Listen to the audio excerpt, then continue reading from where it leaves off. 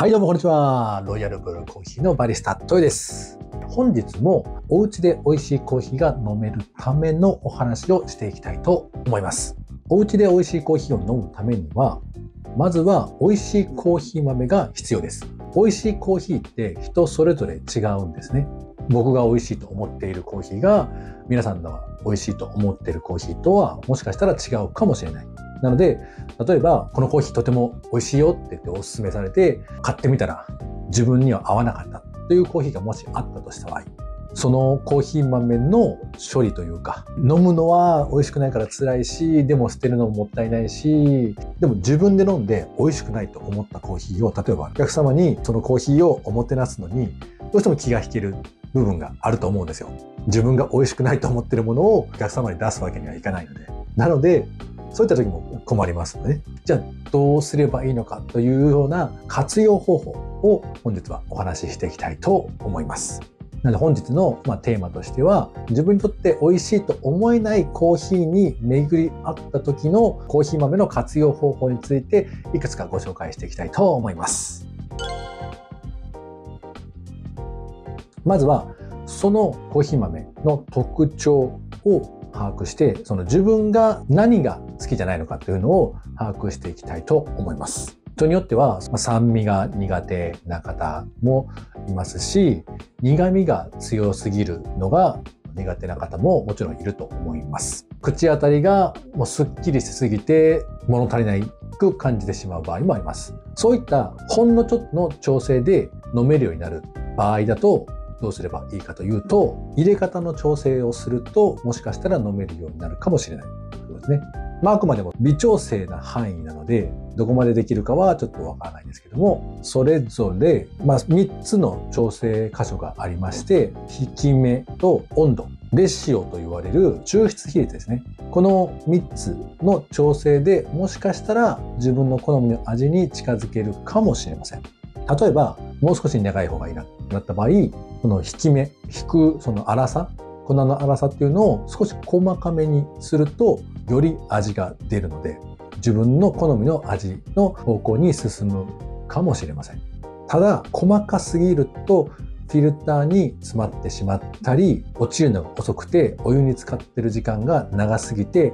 苦味成分以外のその雑味であったりとか、嫌な成分、嫌なその味っていうのも一緒に出てしまうかもしれないので、細かすぎるのはそれも良くないです。なので、若干の微調整にはなりますね。で、次に温度なんですけども、温度を低くすると苦味成分が抑えられます。なので、もう少し苦味成分が苦手な方が苦味をちょっと抑えたいってなった場合、温度を下げることで苦味を抑えることができると思います。例えば水出しコーヒーなんかですね、低い温度で抽出するので、比較的すっきりした味わいになりやすいですね。ただ、それに伴って味がすっきりしすぎるので、物足りなさを感じる方も出てくるかもしれません。普通に入れたコーヒー豆が物足りなく感じるのであれば、逆に温度を少し高めの方にすると、よりコクが出やすくなったりとか、より多くの成分が出てくるので、その辺の調整ができると思います。で、あとは抽出比率なんですけども、それはコーヒー豆1に対して何倍のお湯を入れるかってことなんですけども、通常は基本としては1対15を推奨をしています。で、ここで物足りないというふうな形であれば、それを1対14にするとか、1対13にするとか、もしくは1対10にしてみてもいいチャレンジだと思います。逆に味が濃すぎるであったりとか、もう少しすっきりと飲みたい場合だと、抽出比率を増やす方向で、例えば1対18であったりとか、1対20であったりとか、そういったすることによって、より飲みやすいコーヒーになります。で、1対18以上の場合だと、入れた後に直接お湯をコーヒーの中に入れた方が僕はいいと思ってます。なぜかというと、ずっとコーヒーにお湯を入れて注いでいくと、後から雑味が出たりとか、えぐみが出たりとか、余計な成分までも出してしまう可能性があるので、なので、例えば1対15で入れ終わった後に、一口飲んで、濃いなとか、もう少し薄くしたいなってなった時に、ドリッパーを溶かせて、お湯を直接入れて調整をしていただけるといいかなと思います。この3つの調整で、ある程度の味の調整ができますので、ぜひやってみてください。はい、それでは2つ目の方法なんですけども、先ほどの1つ目の方法はホットで出す場合の、あくまでも微調整なので、ほんの少しの調整なので、そこまで味の変化があるわけではないと思います。なので、もっと味の変化を加えたい。それだけじゃ全然まだまだ飲めないよという方には、この第2の方法、飲み方を変えてみる。例えば先ほどのホットで出してたんですけども、それをアイスにしてみると、また違った味わい方になるので、お湯を入れて下の氷で急激に冷やす方法であったりとか、水出して出してみるとか、そういった方法でアイスコーヒーで飲んでみる。これがまず一つの方法ですね。さらにもう一つの方法としては、ラテで飲んでみる。牛乳を入れることによって味わいがまろやかになるので、特に苦いめのコーヒーが苦手な方は、ミルクを入れることによってまろやかになりますので、飲みやすくなるんじゃないかなと思います。あとはコーヒーレモネードですね。夏場すっきりと飲みたい場合だったら、エスプレッソにレモンと蜂蜜と炭酸水を入れることによって、爽やかなフレッシュな感じのコーヒーのアレンジドリンクになるので、元々のコーヒーの味から生まれ変わった飲み物になりますので、それも一つの方法だと思いますので、こちらもぜひチャレンジしてみてください。アレンジするときなんですけども、可能であればエスプレッソで、例えばラテを作る場合でもエスプレッソで入れてもらえると、より美味しくコーヒーの香りはより多く残るので、エスプレッソの方が美味しくいただけるんじゃないかなと思います。もちろんコーヒーレモネードでも一緒です。なので2つ目の方法は別のドリンクに変化させて飲むという形ですね。ではね、3つ目の活用方法になんですけども、コーヒーでもダメ、コーヒー以外のドリンクにアレンジしてもダメってなった場合、さらにじゃあどうしようかということなんですけども、飲み物以外のものにしてしまおうということで、挙げられるのが、例えばコーヒーゼリーとか、